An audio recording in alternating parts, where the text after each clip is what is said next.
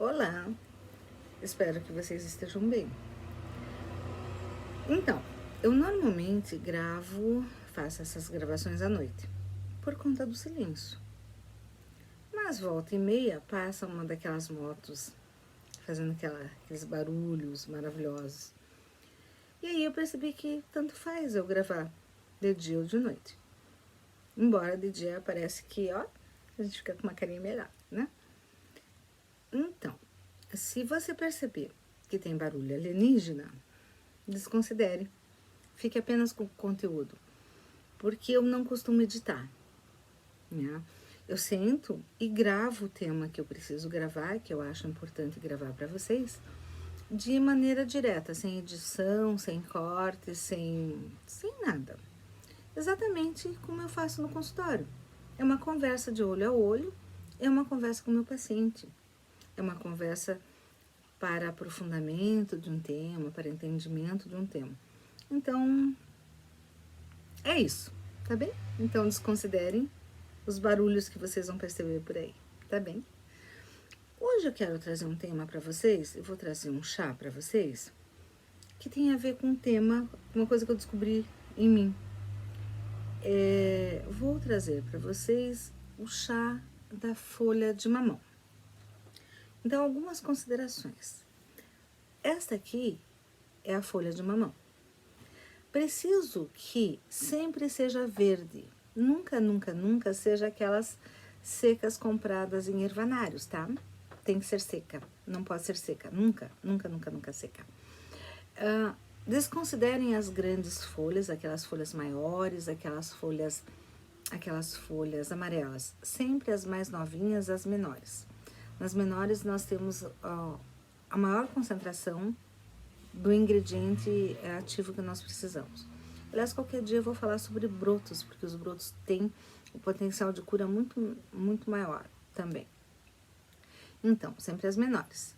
Sempre. Não façam com água morna.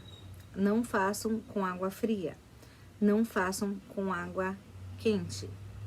Tem que ser com água fervendo. Fervendo. Por quê? Porque as folhas têm toxinas que só são inutilizadas com a água fervendo, tá?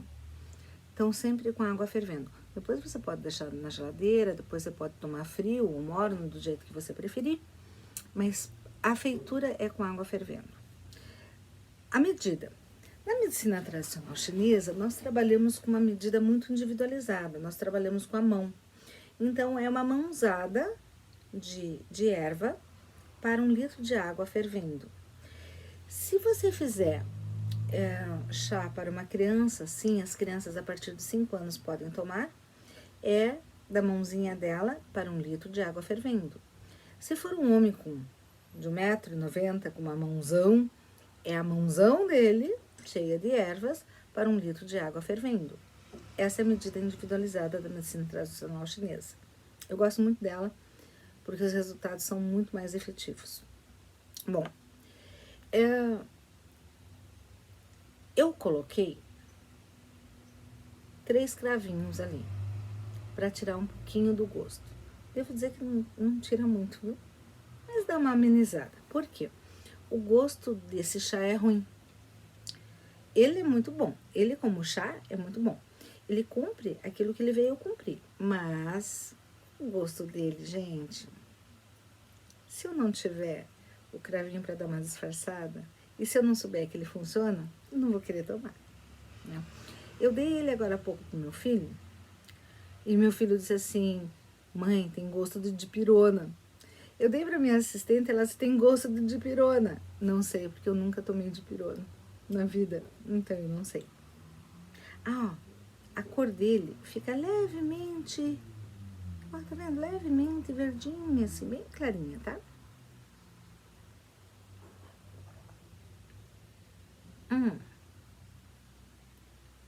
É ruim. Ele é ruim. Vamos ver se o segundo gosto fica melhor. O segundo gosto fica melhor. Eu acho que é igual quando você pula na água, que é aquele primeiro choque, tipo, se enfia de uma vez. Como ele é ruim, eu não aconselho que você tome ele de gole em gole. Eu aconselho que você, puf, vire ele inteiro. Porque você não vai ficar degustando esse chá. Porque ele não é um chá de degustar, tá? Realmente não é. Ah, uma outra coisa agora que não tem nada a ver. Mas é muito bom para passar alguma informação. Sempre quando você for em algum lugar que seja público, que você, ou mesmo que não seja na sua casa, normalmente a gente pega a xícara com a mão direita. Nos lugares que não é da sua casa, eu aqui estou mostrando para vocês entenderem, pegue com a mão esquerda, tá? A asinha, por quê? Porque se o processo de limpeza deles não é bom, a maior parte das pessoas toma aqui, ó, e você vai tomar aqui, tá? Isso evita contágio de herpes, isso evita uma série de doenças que são transmissíveis, tá bem? Não tem nada a ver, mas é bom saber, tá? Então, por que que eu hoje não vou tomar mais não, porque ele é ruim. Eu vou tomar depois no gole, tá? Vocês não merecem ficar vendo cara feia. Então, assim, por que que hoje eu trouxe justamente o chá de folha de mamão? Porque ele funciona para algumas coisas. Ele aumenta a imunidade, a gente nesse tempo dessa Covid que se desconhece, né? Que não tá se caminhando meio às escuras com ela. O tempo de dengue, que aqui nunca deixamos de ter a dengue, ele aumenta a imunidade. Ele aumenta a imunidade, ele faz uma desintoxicação de fígado e, portanto, ele trabalha também com anemia, porque ele trabalha diretamente com glóbulos brancos e os leucócitos, tá? Ele funciona muito bem. Mas por que que eu escolhi ele hoje? Porque a função principal do chá de mamão é deixar os níveis de glicemia do sangue harmonizados. E eu descobri, eu estou fazendo um controle da minha glicemia, porque de repente eu peguei um volume abdominal que eu não tinha. Eu achei estranho. E eu comecei a controlar a glicemia. E eu percebi que a minha glicemia, que o normal é 99, a minha glicemia deu uma pulada para 120, 130. Eu digo, opa, isso é diabetes. Não tem ninguém na minha família com diabetes. Genética. Comportamento, não como açúcar, não como coisas doces. Inclusive, a primeira coisa que eu tiro dos meus pacientes, e tem paciente meu aí sabe disso, né? Pode se manifestar aí embaixo. A primeira coisa que eu tiro dos meus pacientes é açúcar. Como eu tiro deles, eu não sou hipócrita de eu ter isso na minha vida, porque isso é veneno. Qualquer hora nós vamos falar especificamente sobre isso. Inclusive, como açúcar é responsável também por processos de depressão, tá? Então, não tenho açúcar. Eu tenho uma alimentação diferenciada, tenho uma série de coisas que eu não como, tipo arroz, porque eu não gosto, que são coisas que se transformam em açúcar. Então, eu não tenho a genética e eu não tenho um modo de alimentação. Então, o que eu preciso fazer? Eu vou para os chás e para uma coisa que está faltando, que é a atividade física. Se eu precisar ir para remédio, eu não tenho nada contra remédio. Se a gente precisa, a gente precisa ir, ponto, acabou. Mas, se eu puder evitar ir para remédio, eu vou evitar. Usando o quê? O chá. E agregando uma coisa que falta na minha vida. O que falta na minha vida? A atividade física. Eu simplesmente não gosto de atividade física. Se você vê alguém parecido comigo na academia, vá lá e cumprimente. É minha sócia, não sou eu. Qual é a atividade física que eu gosto? Eu gosto de pilates e yoga. Amo. Porque são atividades físicas que têm a ver comigo. Esse meu modo mais light, esse modo mais tranquilo. Tem a ver comigo. Mas o pilates e a yoga pecam por duas coisas. Eles não trabalham com impacto e não trabalham com a parte aeróbica. Então, eu preciso colocar isso na minha vida. Então, coloco o chá, eu vou colocar, não é para tomar 1 litro, tá? Qual é a função? Você faz 1 litro e você toma 2 copos por dia, deixa na geladeira e toma 2 copos por dia. Como eu falei, para você tem que ser no, como dizia antigamente, no gut-gut, tuft, porque o gosto é ruim, tá? E eu vou para a atividade física, a melhor atividade física que é andar. Notem, olha só que bonitinho, isso aqui não é praia, isso aqui foi a andada de ontem. 1h30, 1h30 a cada 3 dias, não? 1h30 a cada 3 dias significa que eu vou fazer 3 quilômetros para ir, 3 para voltar. Eu vou fazer 18 quilômetros por semana. Se fosse 20 quilômetros por semana, nós teríamos 80 quilômetros no mês. Lembra que eu falo no livro sobre metas? Sobre a gente dividir em metas, né? 80 quilômetros, 74 quilômetros no mês, vai fazer alguma alteração no meu físico? Com certeza que sim, né? Então, a gente não tem controle sobre algumas coisas que acontecem. Por exemplo, vamos na medicina tradicional chinesa, voltando. Na medicina convencional, que é esta que você conhece, ela não fala sobre diabetes emocional. Ela fala sobre diabetes tipo 1, 2 e gestacional. Na medicina tradicional chinesa, nós falamos sim sobre o emocional.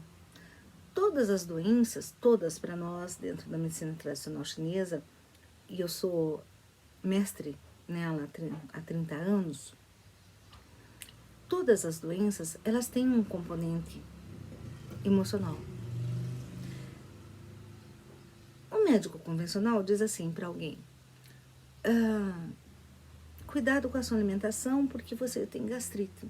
Ele está falando de comida. E ele diz também para essa pessoa, não fique nervoso, não fique estressado, olha a sua gastrite, não é isso? Então, ele está relacionando modo de vida e sentimento, correto? Na medicina tradicional chinesa, nós aliamos todas, absolutamente todas as doenças, também a componente emocional. Baço pâncreas, no caso da minha glicemia alterada, baço pâncreas é o responsável por isso. Na medicina tradicional chinesa, baço pâncreas é responsável por preocupação, por excesso de preocupação, por excesso de carga. Bom, já tenho algumas décadas nas costas, é lógico que eu tenho carregado muita coisa. Por mais que eu tenha buscado um estilo de vida mais saudável, mais meditativo, mais tranquilo, o corpo vai se ressentir de alguma coisa. Entramos numa época de pandemia, certo? Uma época que todo mundo ficou absolutamente perdido.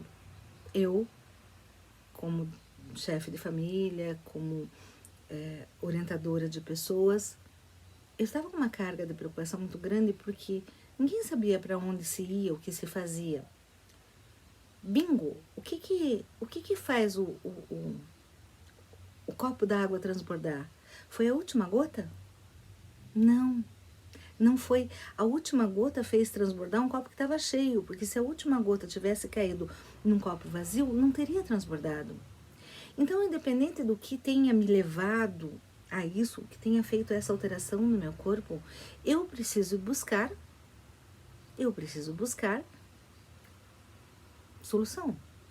Então, a solução está no chá, volto a dizer, e na atividade física, e volto a dizer, se eu incorporar o chá e a atividade física e em um mês eu não tiver resultado, logicamente que eu tenho que pensar num processo de remédio.